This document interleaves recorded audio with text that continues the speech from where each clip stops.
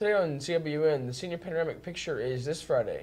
An anime club has a meeting tomorrow. I'm Aaron. I'm Nathan, and today is Tuesday, November 2nd, 2021. Please stand for the Pledge of Allegiance and the pledge to the Texas flag. The Pledge of Allegiance. I pledge allegiance to the flag of the United States of America and to the republic for which it stands, one nation under God, indivisible, with liberty and justice for all. The Texas Pledge. Under the Texas flag, I pledge allegiance to thee, Texas, one state under God, one and indivisible.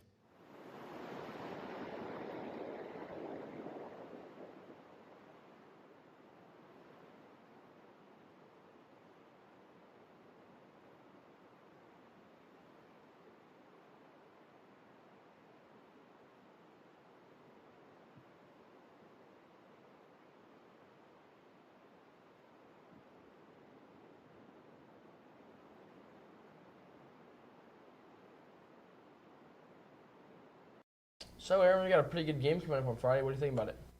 We're playing Port Lavaca, right? Mm-hmm. I have a pretty good feeling they're playing against a triple option team. That'll be fun to watch. Yeah, it's going to be a home game, so make sure you come on out and support. And attention students, AP exam payments are due next Monday. CHS Student Council and CIS would like to encourage you to participate in their annual Thanksgiving food drive. Their goal for this year is to provide a Thanksgiving meal to at least 50 of our students and their families. CHS Student Council will be sponsoring a contest again this year and will provide donuts and juice to the first period class that collects the most items. Items may be dropped off in the library before school, or teachers may collect them in their classrooms and call when they would like for them to be picked up, whatever is most convenient for you. Ms. John's AP Chemistry class conducted a chromatography lab. Let's take a look. There's a lab in AP Chemistry today. What did y'all do?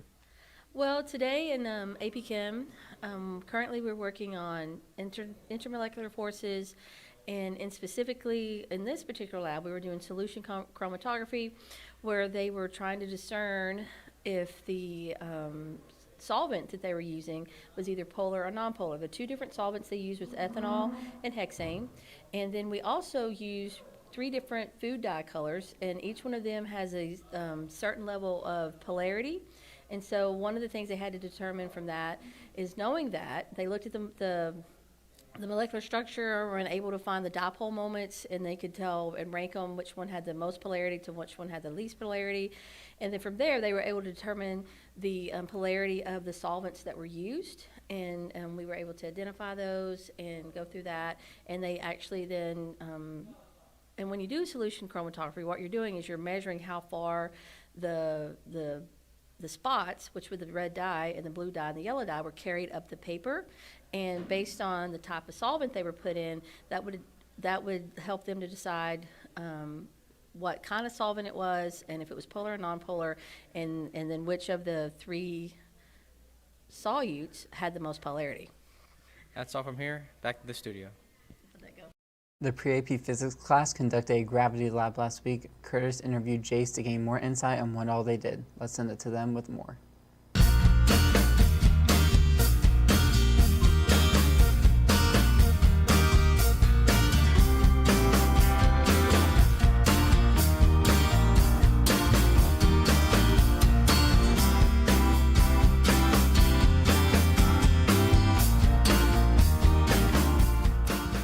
Wildcat, this is me, Curtis. I'm here with Jace Hofstetter. We're over here at Ms. Burkhart's class. They're doing a physics project. So, Jace, can you tell me a little bit about what these projects are about? So, pretty much they're to demonstrate the Newton's 3 laws of physics and motion. And on this specific example, we have carts, and we push off of each other. And me being a bigger guy against Evan, who is slightly smaller, it proves that I would exert greater mass than him. And yeah. Right, and yeah. Yeah, that's all from us. Now back to the studio.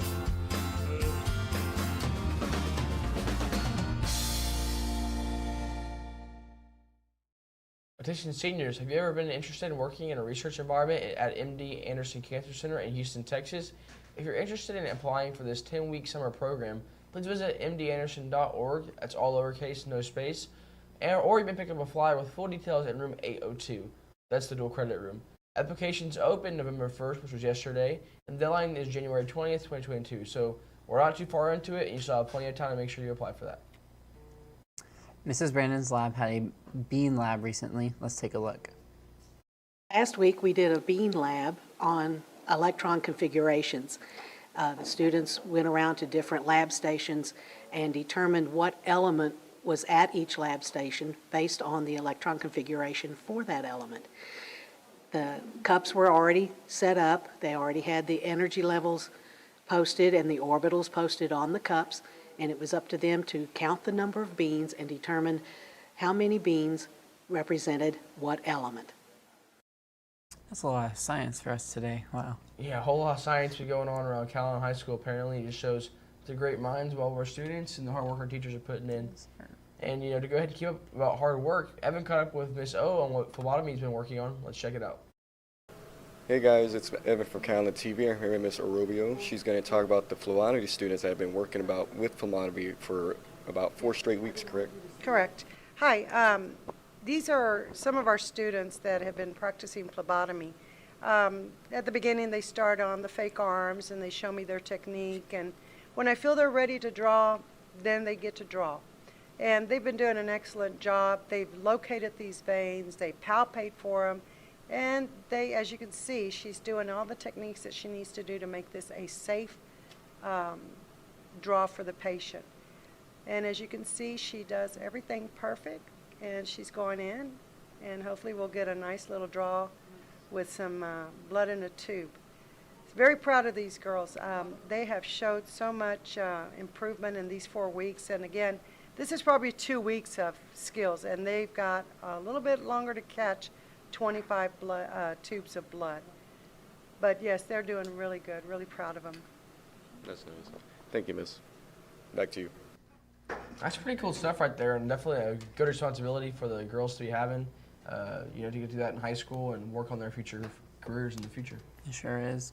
Band advanced to state on Saturday after taking area champions. Curtis spoke to Mr. Valberts and Katie about what all this means for them. Let's take it to him. Good morning, Wildcats. This is me, Curtis. I'm here in the band hall with Mr. Valperts, and I mean, everybody's really excited about the way that we performed on this weekend at the competition. Mr. Valperts, how do you think that we performed? The band had an excellent performance in prelims against 35 bands, and then they were named one of the top 12. They moved into finals. They had an incredible performance in the finals, and they came out as area champs, and I couldn't be more proud of them. Right, right. And can you tell us a little bit about what you guys are going to be doing this week to prepare for the state competition? Yeah, first of all, I want to thank everyone that came out and supported us, right? I saw the football guys there. I saw the Top Cats there. There were so many students and coaches and administrators that were there supporting. That meant a lot to our band students. But we're really not going to change things up too much. We're going to do our normal deal. And what we always say to our students is as long as we're the best Calallen band we can be, then good things tend to follow after that. Right, right. That's perfect. That's perfect. And congratulations again on everything y'all done. And I mean, good luck on your competition in state. That's all from us. Now let's go interview Katie. Good morning, Wildcats. This is me, Curtis, and I'm here with Katie Leal. She's one of the drum majors here for the Fighting Wildcat Band. And today we're just going to ask you a couple questions about this competition that y'all had this weekend. So, Katie, can you tell us a little bit about what you do as a drum major? I am a backfield drum major, so I stand in the back of the show and I conduct with Emily. We kind of keep the band in time with everything else and make sure we're on the right track. Right, right. And I know you were on the field whenever it got announced that y'all had won the competition. Can you tell me a little bit about how that felt that y'all were going to state? We were very excited. It was a very good experience for me as a first year. We worked really hard to be where we're at, and we're very excited to go to state for the second year again. Right. Right, right. That's all from us. Now back to the studio. Congrats to the band. You know, it's always really hype at the football games and pep rallies when they start playing, so I'm really proud of them for that. They're taking big dubs lately. Big dubs. Seniors will be taking their panoramic picture Friday morning. Our class sponsors will have your shirt that day, paid for by your class dues. Mrs. Methwa will have some information on Dia de los Muertos. Let's hear what she has to say. We have a display in the Ritz Theater in downtown about Dia de los Muertos. My students, they have some Catrinas and some calaveras they did, and they dedicated to a very popular or famous person. And this event is because of Day of the Dead, Día de los Muertos.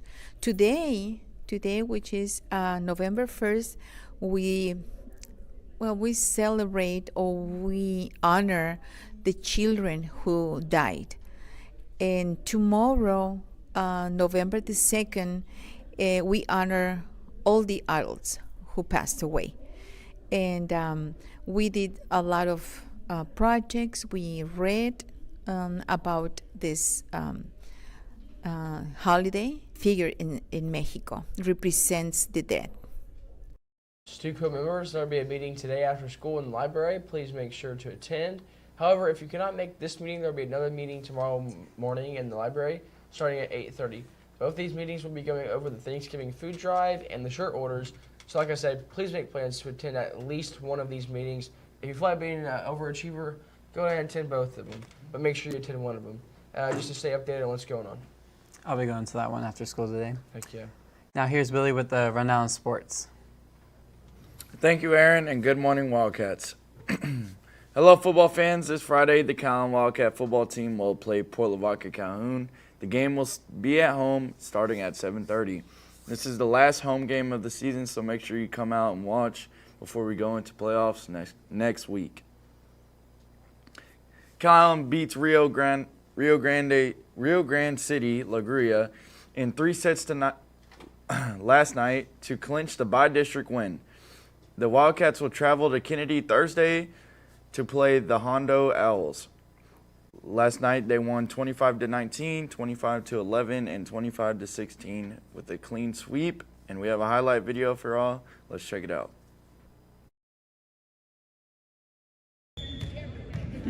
Don't laugh.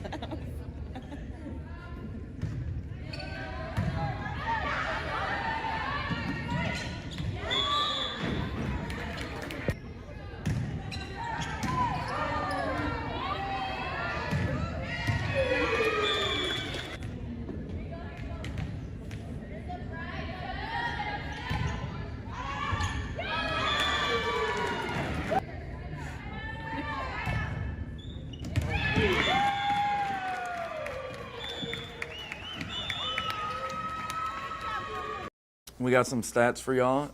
Reagan Tennell had 17 kills. Molly Appleby had 1 block. Kerrigan Valdez had 25 assists. Amanda Cadena had 12 digs. And Reagan Tennell had 4 aces. Their overall record now is 30-10. We do have some ticket updates for y'all. So it's going to be the same time sold in the field house, just like the past weeks. Or you can get them at the gate for $7 this Friday. So make sure y'all get that handled and come to our last home game. And that's the latest on Calallen Sports. Now let's take it back to the anchors. Appreciate it, Willie. Now here's Jolie with today's weather forecast. Thank you, anchors. Today's weather is brought to you by Sonic, America's Drive-In. Outside, it is 79 degrees with a 9% chance of rain and some east-southeast winds at about 10 miles per hour. As our day continues, our temperatures will stay in the high 70s, dropping to the low 80s and back down to the mid-70s, so we're staying relatively in the same range of temperatures. We have minimal chances of rain all day, and again, those east-southeast winds all day. Into our week, our temperatures will drop to the low 60s, where they will stay for a few days, so you cold weather lovers, this is for you. Our chances of rain will increase as our week continues. Wednesday night, going into Thursday, we will get as much as an 84% chance of rain, and that will linger into Thursday at about 44% chances. Remember, these temperatures are for noon on these days. We have those northeast winds, southeast and northeast winds coming at 13 and 15 miles per hour. That's all your weather from here. Back to the anchors. Thanks, Jolie. Thank you, Jolie. Oh, my bad. Yeah, that's all mine.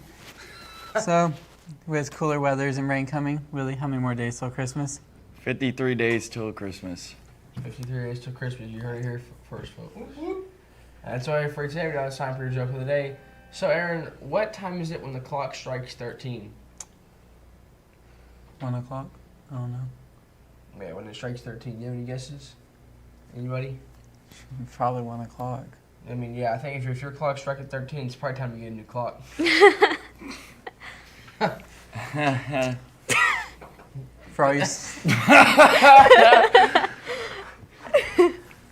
For all you social people out there, make sure you're following us on Facebook, Twitter, and Instagram at CalallenTV for all the latest updates. Also subscribe to us here on YouTube to catch all of our latest videos. And as always, stay classy, Calallen.